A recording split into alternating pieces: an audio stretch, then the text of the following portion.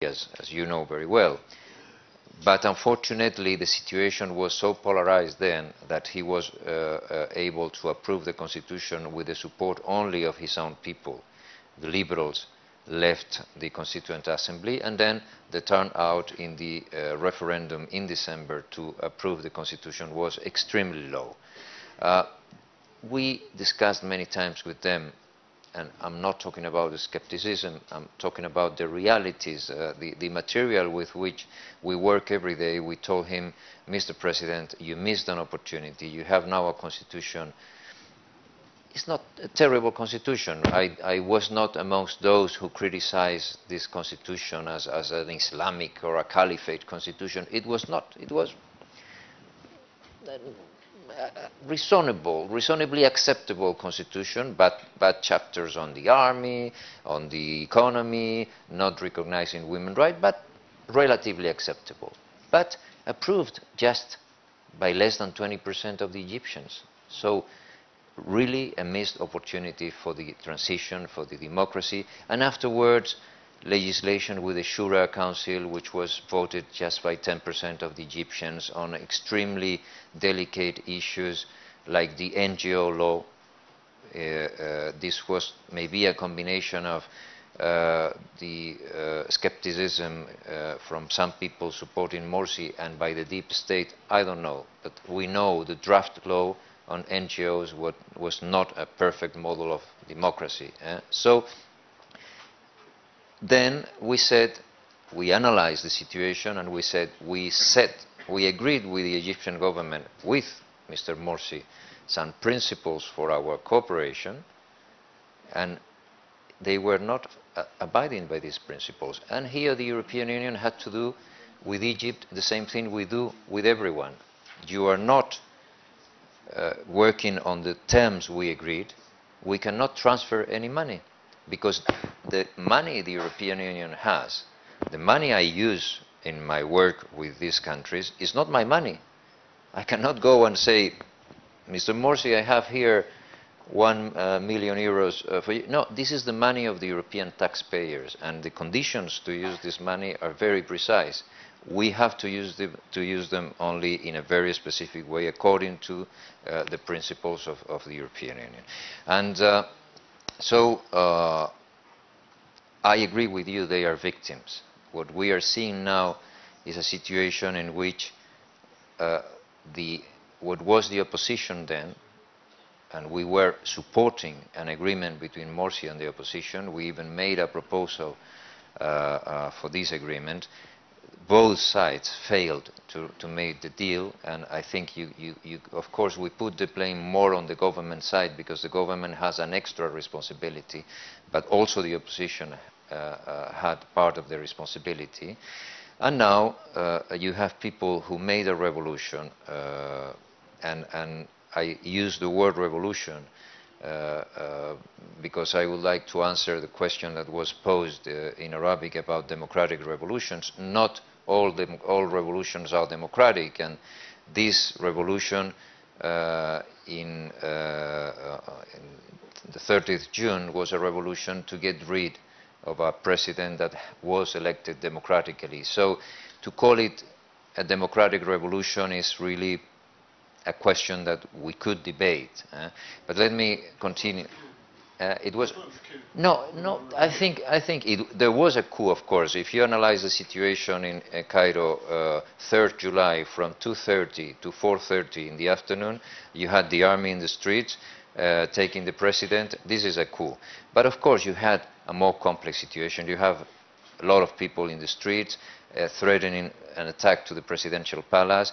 The army and the police felt they would not be able to protect it. So I'm not endorsing this. I think I have spoken very clearly in many places. There was a coup, no doubt, but not only a coup. There was a more complex situation with all these people in the streets, and I think it could be to simplify too much the situation to say that there was a coup. But I agree with you, there was a coup. And this is why the European Union said we are not going to enter in the war of labels, whether this is a coup or this is not a coup. We are going to enter in the battle of democracy. if you, after what happened, go to an inclusive democracy where all parties, including the FJP, can participate, we will believe you. If not, we won't. And actually, if you have seen our statements after the council, in the extraordinary council in August and the recent one, we are not endorsing what happened, because we are saying, you said you would follow a roadmap, a democratic roadmap, but this is not what we are seeing so far. So this is the way we work, and the only way we can work. Why did I focus on Egypt? Because the title of this session is Security versus Democratization, and I find that only in Egypt you have clearly this debate today. Because in Libya and in Tunisia you have different debates. In Tunisia, I very much hope that there will be an agreement, and you will have democratization and you will have also stability, because I am convinced that it is possible, an agreement between moderate Islamists from NAFTA and the liberal parties, and that this will bring stability, because the only secret is social revolution, so education, middle class, women's rights, as you have in Tunisia, and democracy. This is the secret, as it is the case for Bulgaria or for Spain or for any other country. When you have inclusion, when all important sectors in the society are included in the system, and you have a relatively good economic situation, you have stability. So this dilemma, in my opinion, doesn't apply to Tunisia. And in Libya, the situation is much more complicated. You have a transition not from dictatorship to democracy. You have a transition from a no state to try to build a state. And the dilemmas there are different. But the second question was about the revolutions, whether these, I'll do very quickly, whether these revolutions were democratic or not. I don't think the revolution in Egypt, as we said before, was democratic.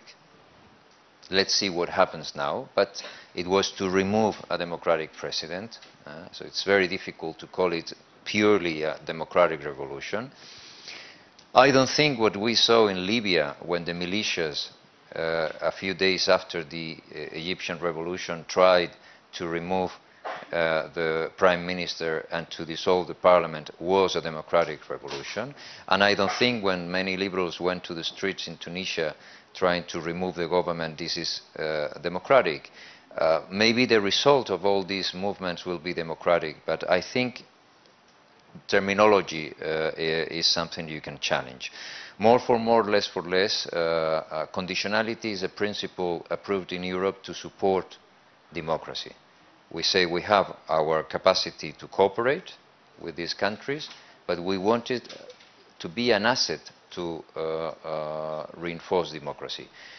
We have to be intelligent in applying this principle, because if the result of this is that we say, gentlemen, our assessment is that there's no democracy in Egypt, there's no democracy in Libya, there's no democracy in Tunisia, so we take our money and we'll go to a different place. The result will be that Europe will have no influence and no capacity to play a role in these countries. So we have to be intelligent. Conditionality has to be, and more for more has to be, a principle that will allow Europe to play the game, to be influential, and to work for democracy, but not I always describe it as it's not an aspirin you take for a headache. That if tomorrow there's no democracy, my assessment is that there's no democracy, I will take my aid out. It's a chemotherapy, it's a long-term treatment that has to be patient. Of course, if you have a dramatic situation like a coup, then the situation is different. But what I mean is that you cannot respond with conditionality on a day-to-day basis. Thank you very much, sir. Without being I mean, I don't want to be a terrible host, but I'm afraid you're going to miss your flight. Yes, you're right. So I'm very sorry. And although Pavel thinks that women are soft, I'm going to be harder on you. So if you can please be fairly short, please. Yes, I'll just react on some of the points that I heard. One, I was not giving an anecdotal sense of these things because I'm lucky enough to have one of our guests here, an Egyptian friend of mine that was also there in Brussels when this statement was made. And I'll quote word for word without giving the name because obviously it's Chatham House rules. Upon asking Mohamed Morsi what he would like for Egypt in the future, when he said we want to be a democratic force for good, this senior EU diplomat said to him, "I'll come back and talk to you when you want to be honest." And I think that's what I mean by the word skepticism, but I think I was trying to be polite, when in fact, quoting for quote is probably the best thing to do in these cases. Now, loans will not get Egypt out of a mess. Number two, this notion that we only want to play ball at a certain time. I think what I want to characterize by the fall of the Muslim Brotherhood in Egypt was, number one, that there was never really a rise of the Muslim Brotherhood in Egypt. All we ever heard about the ikhwanization of all these institutions, the judiciary, the immunity from power was, quite frankly, on the day that things happened, on the 30th of June, on the 3rd of July, these things meant nothing because where was the judiciary when Mohamed Morsi needed him? Where was the interior when he needed them? When were any of the institutions of the government there when he needed them? I don't really think he was the pharaoh that we all made him out to be, though I definitely agree he made so many mistakes, but I would add to the mistakes, and the mistakes were playing by the rules of the game that were not set fairly. When the Constituent Assembly was abolished, and the members of parliament and the election results were abolished because of 2 or 3 discrepancies in the Muslim Brotherhood, I think, votes in certain districts, but everybody was out. So Mohamed Morsi effectively coming to power with no majority in the House of Parliament. I think that's number one. Number two, obviously, was slightly before that, month before the elections, Khairat al-Shatar was not allowed to run for election. And apparently, if you read the Associated Press, the Associated Foreign Press in Egypt, on their view of what happened to Morsi in the days of the elections, apparently he left crying, knowing that he would be the presidential candidate. So I suppose knowing that you're the worst man there for the job and have to be the best man for the job, it's kind of an interesting quandary for the Muslim Brotherhood. I think personally, and when I say personally, I mean the facts that are spoken there on the ground, were that, in effect, the army has had the most amount of power. The European Union's ambivalence to that power is really where I question their role in Egypt, and I question their role in the rest of the Arab world. The second question that I was asked about where do I see the spring or the Arab countries going in the next 25, 30, 35 years, there are many differences. Number one, I think if you look at Syria particularly, you have the threat of not arms proliferation, as we all want to call it, but state proliferation. I mean, this could be the red line that crosses for the international community to go in there. The international community will not allow new states or lines in the sand to be blurred and for new states to emerge in a Westphalian environment. So I suppose that's the number one point. Number two is that because of this rise of populism, you have a very fertile ideological ground. Now, we just completed a 60-page white paper at the Sadeq Institute in Libya on mapping the landscape of extremism and ideological landscape in Libya. Now, I suppose there are many groups. The Muslim Brotherhood was one of those groups, but there are also Salafi jihadi groups, like the Malkhi Salafis, like the, I suppose, splinter groups from Al-Qaeda that are also part of the Arab Spring because they're also going under their own transformation. Now, these groups will continue to transform as the ground transforms around them. So I suppose just more of a change, you know? I mean, in some cases, like in Egypt, I think you have the further militarization of the state. In Libya, because they want to have bad policy by the international community about DDR, disarmament, demobilization, and reintegration, you may end up integrating 250,000 militia members into the state apparatus, further militarizing the state, further making it worse for any sense of democratization in that world. So I suppose you have lots of different queries, none of them I can really speak about at length here. I see Vessela's eyes. I'll leave it at that. Pass on to Ahmet. Thank you, Anas. I appreciate that. I will choose the last question, and I'm sorry about the other one. Perhaps I would be answering at some length to that one too after the session. Well, one thing about democracy, it starts and ends there. It's the ballot box. Yeah, a democracy starts with a ballot box, and it does come to its full circle with the ballot box. But what happens in between is the answer to your opposition versus AKP dilemma. What you have to be very mindful of when you're speaking about a democracy is that democracy is not a majoritarian game only. It is not a game only played by the ballot box. There are the rights of the few, the rights of minorities. Also,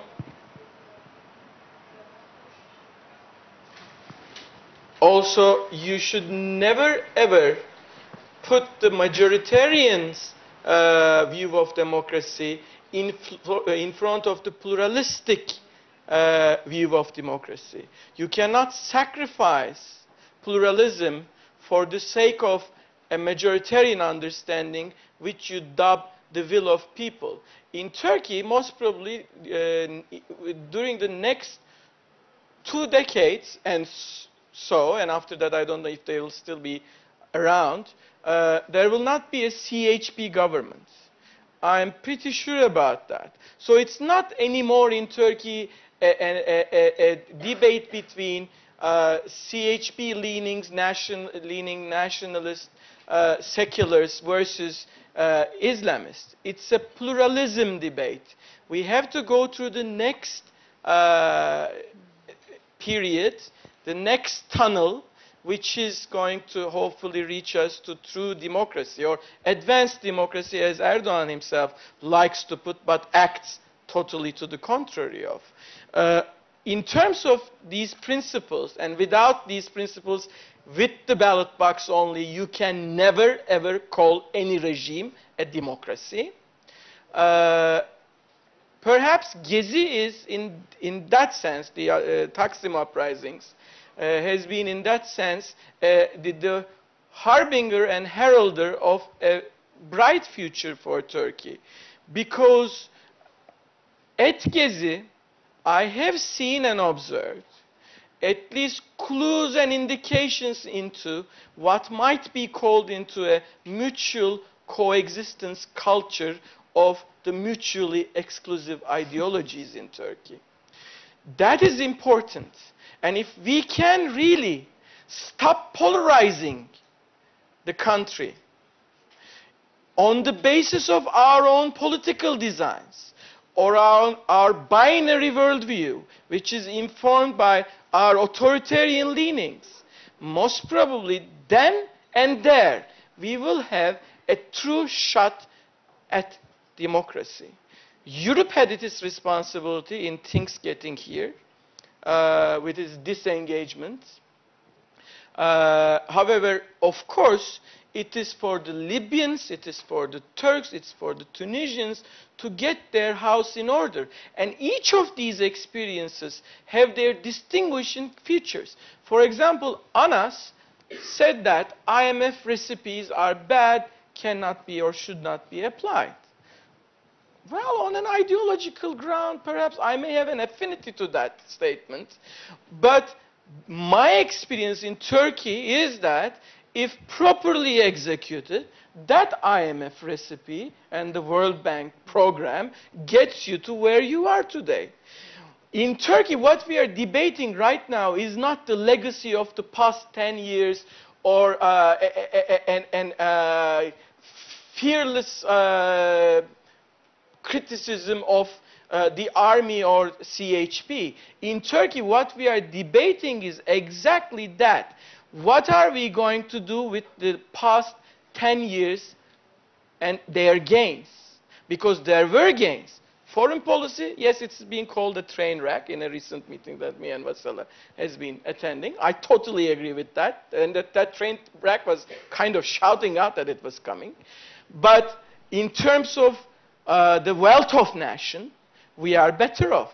In terms of Turkey's standing in global economics, well, we are not better off, but we are underlining our position.